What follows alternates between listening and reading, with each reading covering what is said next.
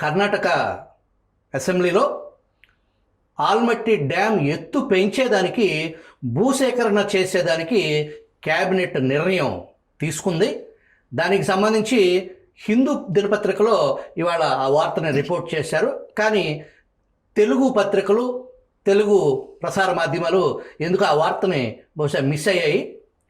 రేపొద్దున చూడొచ్చు బహుశా మనం ఆ వార్తను ప్రముఖంగా. అది ఇటు ఆంధ్రప్రదేశ్ ఇటు తెలంగాణ కలిసి పోరాడాల్సిన అంశం. అది దాని మూలం జరగబోయే దారుణ వైపరీత్యం ఏంటి, ఈ రెండు తెలుగు రాష్ట్రాలకి ఏం జరగబోతుంది అనే దానికి సంబంధించి ఆల్మట్టి ఎత్తు పెంచే ప్రక్రియకు సంబంధించిన విశ్లేషణ చేయడానికి ఎక్స్క్లూజివ్గా విజిల్ ప్రేక్షకులకు ముచ్చటించడానికి సాగునీటి రంగ ప్రముఖులు, నిపుణులు తుంగ లక్ష్మీనారాయణ గారు, నమస్కారం అండి. నమస్తే. మీరు చూసే ఉంటారు, హిందూ రిపోర్ట్ చేసింది ఈరోజు ఆల్మట్టి ఎత్తు పెంచే వ్యవహారం. గతంలో ఇదే సమస్య మీద, ఇదే ఎత్తు పెంపు కార్యక్రమం మీద ఉమ్మడి రాష్ట్రంలో చాలా ఉద్యమాలు జరిగినాయి. దానికి అటు కేంద్రం కానీ ఇటు ఇక్కడ కానీ అన్ని రకాలుగా ఎంత ప్రయత్నం చేసినప్పటికీ వాళ్ళు సక్సెస్ అయ్యారని చెప్పాలి. ఈనాటి యువతకి ఆనాటి ఆల్మట్టి ఎత్తుకు సంబంధించిన జరిగిన కుప్పిగంతులు, దాంట్లో పార్టీలు అవలంబించిన నాటి కేంద్ర ప్రభుత్వ రోల్ ఏంటి, ఇప్పుడు నిన్న ప్రత్యేకించి తాజాగా కర్ణాటక ప్రభుత్వం ఆల్మట్టి ఎత్తును మరొక్కసారి పెంచే ప్రయత్నానికి ముందడుగు వేస్తుంది. దీన్ని ఎలా విశ్లేషిస్తారు సార్? చాలా తీవ్రమైనటువంటి ఆందోళన కలిగించేటువంటి అంశం. ఆలమట్టి వెనక ఒక సుదీర్ఘమైనటువంటి చరిత్ర ఉన్నది. అంతర్రాష్ట్ర నదీ జలాల వివాద చట్టం 1956 ప్రకారం బ్రజేష్ కుమార్ ట్రిబ్యునల్ కేటాయించింది.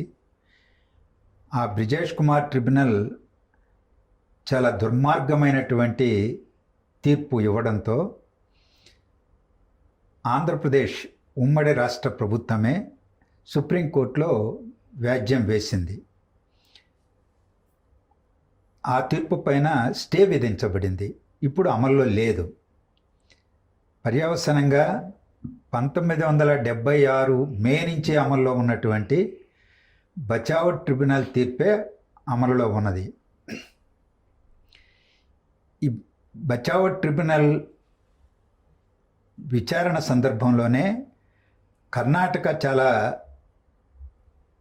వివాదాన్ని లేవదీసింది. కృష్ణా బేసిన్లో 44% మాకు ఉన్నది. ఆ బేసిన్లో ఉన్నటువంటి 44% వాటాను, నీటిని కూడా మాకు కేటాయించాలని వివాదాన్ని లేవదీసింది. అప్పుడు బచావ్ ట్రిబ్యునల్ దాన్ని విధ్వంసంగా తిరస్కరించింది.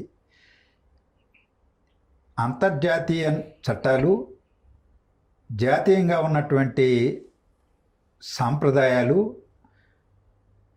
వినియోగంలో ఉన్నటువంటి ప్రాజెక్టుల నీటికి రక్షణ కల్పించాలి. దాని ప్రకారమే మేము కులబద్దగా పెట్టుకొని కృష్ణానదీ జలాల్లో 75% ప్రామాణికంగా ఉన్నటువంటి 2130 టీఎంసీల నీటిని మహారాష్ట్ర, కర్ణాటక, ఉమ్మడి ఆంధ్రప్రదేశ్కు, అప్పుడు ఆంధ్రప్రదేశ్కు కేటాయిస్తున్నామని తీర్పిచ్చారు. ఆ తీర్పులో మరొక ముఖ్యమైనటువంటి విషయం, దిగువ రాష్ట్రం ఆంధ్రప్రదేశ్ నీరు తక్కువగా నదిలోకి చేరినప్పుడు నష్టపోతుంది, కరువు పరిస్థితులప్పుడు వరద నీటి ప్రవాహానికి నష్టపోతుంది. అందువల్ల మిగులు జలాలను వినియోగించుకునే స్వేచ్ఛను దిగువ రాష్ట్రమైన ఆంధ్రప్రదేశ్కు ఇస్తున్నామని బచావ్ ట్రిబ్యునల్ విస్పష్టంగా తీర్పులో పేర్కొన్నది. 1976 మే నుంచి అమల్లోకి వచ్చిన ఆ నీటిని వినియోగించుకోవడానికి వీలైన ప్రాజెక్టులు మనం నిర్మించుకోలేదు. తర్వాత ఎన్టీ రామారావు గారు అధికారంలోకి వచ్చిన తర్వాత అప్పటికే రాయలసీమ ప్రాంతంలో నీటి ప్రాజెక్టుల కోసం, కృష్ణా జలాల సాధన కోసం పోరాటాలు జరుగుతున్నాయి. ఆ నేపథ్యంలో అఖిలపక్ష సమావేశాలు జరిగినాయి, చర్చలు జరిగినాయి. ఎన్టీఆర్ గారి కాలంలో తెలుగు గంగకి, హంద్రీనేవాకి, గాలేరు నగర్కి, వెలుగొండ ప్రాజెక్టుకి ఆ, చేపట్టడానికి ఒక విధాన నిర్ణయం తీసుకున్నారు. ప్రముఖ ఇంజనీర్ శ్రీరామకృష్ణయ్య గారు వాటికి డిజైన్ చేశారు. అటువైపు కల్వకుర్తి నెట్టంపాడు కూడా తర్వాత కాలంలో తెలంగాణ ప్రాంతంలో టేకప్ చేయడం జరిగింది. ఇవన్నీ కూడా మిగులు జలాల ఆధారంగా నిర్మాణం చేపట్టినటువంటివే. తెలుగుగంగ 29 టీఎంసీలు, హంద్రీనివా 40 టీఎంసీలు, గాలేర్ నగరి 38 టీఎంసీలు, వెలుగొండ 43.5 టీఎంసీలు, కల్వకుర్తి 25 టీఎంసీలు, నెట్టంపాడు 21.5 టీఎంసీలు. ఇలా మొత్తం దాదాపు 200 టీఎంసీలు మిగులు జలాల ఆధారంగా ఉమ్మడి రాష్ట్ర ప్రభుత్వం నిర్మాణాలు చేపట్టి వేల కోట్ల రూపాయలు ఖర్చు పెట్టింది. ఈ పూర్వరంగంలో 2000 సంవత్సరంలో గడువు ముగిసింది అని కర్ణాటక, మహారాష్ట్ర ప్రభుత్వాలు కేంద్ర ప్రభుత్వాన్ని విజ్ఞప్తి చేసే రెండో కృష్ణా నదీ జలాల ట్రిబ్యునల్ ఏర్పాటు చేయమని. అప్పుడు 2004లో కేంద్ర ప్రభుత్వం బ్రిజేష్ కుమార్ ట్రిబ్యునల్ని నియమిస్తే 2010లో తీర్పిచ్చారు వాళ్ళు. ఆ తీర్పులో ఈ మిగులు జలాలను కూడా నిర్ధారించి బచావ్ ట్రిబ్యునల్ కేటాయించిన నికర జలాలను యథాతథంగా ఆమోదిస్తూ మిగులు జలాలను కూడా 65% ఎన్ని లభిస్తాయి, 55% సగటుగా ఎన్ని లభిస్తాయని లెక్కలు కట్టి వాటిని మహారాష్ట్ర, కర్ణాటక, ఆంధ్రప్రదేశ్కు కేటాయించాయి. అది మిగులు జలాలను స్వేచ్ఛ మాకుంటే మీరు వాటిని ఎలా నిర్ధారించి పై రాష్ట్రాలకు కేటాయిస్తారని ఉమ్మడి రాష్ట్ర ప్రభుత్వం సుప్రీంకోర్టులో స్పెషల్ లీవ్ పిటిషన్ దాఖలు చేసింది. దాన్ని స్వీకరించి స్టే విధించారు. అది అమల్లోకి ఇంకా రాలేదు. బచావత్ ట్రిబ్యునల్ తీర్పే కొనసాగుతున్నది, అమల్లో ఉంది. ఇది ప్రస్తావన ఎందుకు చేస్తున్నానంటే ఈ మిగులు జలాల్లో అలాగే 65% ప్రామాణికంగా లభించేటువంటి వాటిలో కర్ణాటకకి కేటాయింపులు చేశారు. మొదట వాళ్ళకు ఉన్నటువంటి నీరు 734 టీఎంసీలు బచావత్ ట్రిబ్యునల్ ప్రకారం. తర్వాత అవి 907కు పెంచారు. ఆ పెంచిన సందర్భంలో ఆల్మట్టి అంటే ఎగువ కృష్ణా ప్రాజెక్టు ఇది. ఈ ఆల్మట్టి దగ్గర 513 మీటర్ల ఎత్తులో ఉన్నటువంటి దాన్ని 524.256 మీటర్ల ఎత్తుకు మేము పెంచుకుంటామని కర్ణాటక వాళ్ళు డిమాండ్ చేశారు. దాన్ని ఆమోదించి 130 టీఎంసీల వినియోగ సామర్థ్యం ఉన్నటువంటి ఆల్మట్టిలో 303 టీఎంసీల వినియోగ సామర్థ్యానికి బ్రిజేష్ కుమార్ ట్రిబ్యునల్ ఆమోదం తెలియజేసింది. అది ఒక దారుణం, దుర్మార్గం చర్య కదా. అవును.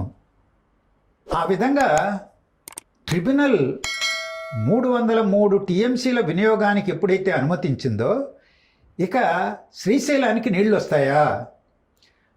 మిగులు జలాల ఆధారంగా టేకప్ చేసినటువంటి ఈ ప్రాజెక్టులన్నీ భవిష్యత్తు ఏంటి?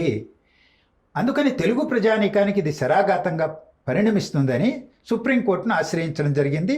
ఆ తీర్పు, తుది తీర్పు 2013లో వచ్చినా అమలు లేక రాకుండా ఈనాటి వరకు స్టే కొనసాగుతున్నది. ఈ మధ్యకాలంలో కర్ణాటక ప్రభుత్వం చాలా పెద్ద ఎత్తున త్వరగా ఆ తీర్పును అమలు చేయించుకోవడానికి సుప్రీంకోర్టులో ప్రయత్నాలు చేస్తూ ఉంది. రెండో వైపున ఇటీవల కాలంలో ఏం చేస్తున్నారంటే కేంద్ర ప్రభుత్వం దగ్గరికి వెళ్ళి, మోడీ గారి ప్రభుత్వం దగ్గరికి, జలశక్తి మంత్రి దగ్గరికి, ఇది ఇంకెన్ని సంవత్సరాలు, ఇది చాలా కాలయాపన జరిగిపోతున్నది, మీరు నోటిఫికేషన్ జారీ చేయండి అని ఒత్తిడి చేస్తున్నారు రాజకీయంగా. ఆయన ఆలోచిస్తామని ఏదో చెప్పారని పత్రికల్లో చూశాను ఆ మధ్యకాలంలో. కర్ణాటక ప్రభుత్వం మీరు ఈ గడువు పెట్టి ఈ లోపుగాన మీరు ప్రకటించకపోతే మేము ఆల్మట్టి డ్యామ్ ఎత్తు పెంచేస్తాము అని ఏకపక్షంగా బెదిరింపు రీతిలో ఆ మధ్యకాలంలో కర్ణాటక మంత్రివర్గం తరఫున ప్రకటించింది సిద్ధరామయ్య గారు. నిన్న మళ్ళా ప్రత్యేకంగా కేబినెట్ సమావేశం ఏర్పాటు చేసి దీని మీదనే చర్చించి 303 టీఎంసీల సామర్థ్యాన్ని వినియోగించుకోవడానికి ఈ 524.256 మీటర్లకు పెంచేస్తాము, 133,500 ఎకరాలు భూసేకరణ చేస్తాం దీనికి. ఇందులో ప్రత్యేకించి ఆల్మట్టి కింద ముంపుకు గురయ్యేటువంటిది 75,500 ఎకరాలు ఉన్నదని అంచనా వేశారు. అది కొంత భాగం మహారాష్ట్రలో కూడా ఉంది. వాళ్ళ అనుమతి కూడా కావాలి. ఇవాళ మనం చూస్తున్నాం పోలవరం కింద ముంపుకు గురవుతున్నటువంటి ఛత్తీస్గఢ్ లేకపోతే ఒడిశా భూములు సేకరించాలంటే వాళ్ళు ఏ విధంగా తగాదా పెడుతున్నారో సుప్రీంకోర్టుకు కూడా వెళ్ళారు. రేపు ఏం చేస్తుందో మహారాష్ట్ర మనకు తెలియదు. మొత్తం మీద ఈరోజు ఒక యుద్ధ ప్రాతిపదికన 3 ఏళ్ల కాలంలో 70,000 కోట్ల రూపాయలు ఈ భూసేకరణకే ఖర్చు పెట్టి, అది కూడా ఎకరాకి 40 లక్షల నుంచి 30 లక్షలు మెట్ట లేకపోతే మాగాణి భూములకు లెక్కలగట్టి, కాలువల కింద దానికి 30 లక్షలు 25 లక్షల చొప్పున ఆఫర్ చేస్తూ రైతులకి ప్రలోభ పెడుతూ భూసేకరణకు ఆదేశాలు జారీ చేసినట్టుగా వార్తలు వచ్చినాయి. ఇది సుప్రీంకోర్టు న్యాయస్థానాన్ని కూడా ధిక్కరించినట్టు కదా. ఒకవైపున బ్రిజేష్ కుమార్ ట్రిబ్యునల్ తీర్పు సుప్రీంకోర్టులో స్టేలో ఉంది, అమల్లోకి రాలేదు. వాళ్ళ కేటాయించిన ఈ మిగులు జలాలు 65% ప్రామాణికంగా కేటాయించిన నీరు వాళ్ళు వినియోగించుకోవడానికి అవకాశం లేదు. కానీ ఏమాత్రం ఖాతరు చేయకుండా విచారణలో ఉన్నటువంటి ఒక తీర్పును అమల్లోకి రాకముందే ఇలాంటి దుందుడుకుగా కర్ణాటక ప్రభుత్వం నిర్ణయం చేయడం అనేటువంటిది చాలా ఆశ్చర్యం కలిగించింది నాకు. ఈరోజు అదే జరిగితే ఒకవేళ 524.256 మీటర్లకు గన ఆల్మట్టి ఎత్తు పెంచి 303 టీఎంసీల నీటిని వాళ్ళు వినియోగించుకోవడం మొదలు పెడితే అక్కడికే ఆగరు. వాళ్ళు వచ్చిన నీటిని వచ్చినట్టు కాలువలకు తరలిస్తూ ఉన్నారు. ఇప్పుడే చేస్తున్నారు, భవిష్యత్తులో చేస్తారు. అంటే నారాయణపూర్ దాటి తెలంగాణలో జూరాలకు నీళ్లు వస్తాయేమో, అది చిన్న ప్రాజెక్ట్ రిజర్వాయర్ అది. కానీ అక్కడి నుంచి దాటి శ్రీశైలంకి నీళ్ళు వస్తాయా? శ్రీశైలం మీద ఆధారపడే మన ఈ 4 ప్రాజెక్టులు, తెలుగంగ, గాలేరునగరి, హంద్రీనీవా, వెలుగొండ ప్రాజెక్టులు ఉన్నాయి. అటువైపు కల్వకుర్తి ఉన్నది. ఈరోజు ఆంధ్రప్రదేశ్ పునర్విభజన చట్టంలో వాటికి చట్టబద్ధత కూడా వచ్చింది. కేంద్ర ప్రభుత్వం వాటిని నోటిఫై చేసింది, అంటే చట్టబద్ధం చేసింది. వాటిని త్వరితగత నిర్మాణం చేసుకోమని కూడా అందులో చట్టంలో పేర్కొన్నారు. మరి ఇంత పూర్వ రంగం ఉన్నటువంటి దీంట్లో కర్ణాటక నిర్ణయం మాత్రం చాలా తప్పుడు నిర్ణయం, ఆందోళన కలిగిస్తున్నటువంటిది. 2 ప్రభుత్వాలు, ఆంధ్రప్రదేశ్ ప్రభుత్వం, తెలంగాణ ప్రభుత్వం 2 కూడా స్పందించాలి. రాజకీయ పార్టీలు, 2 రాష్ట్రాల్లో ఉన్న రాజకీయ పార్టీలు అప్రమత్తమై వీటిపైన స్పందించాల్సినటువంటి అవసరం ఉందని నేను భావిస్తున్నాను.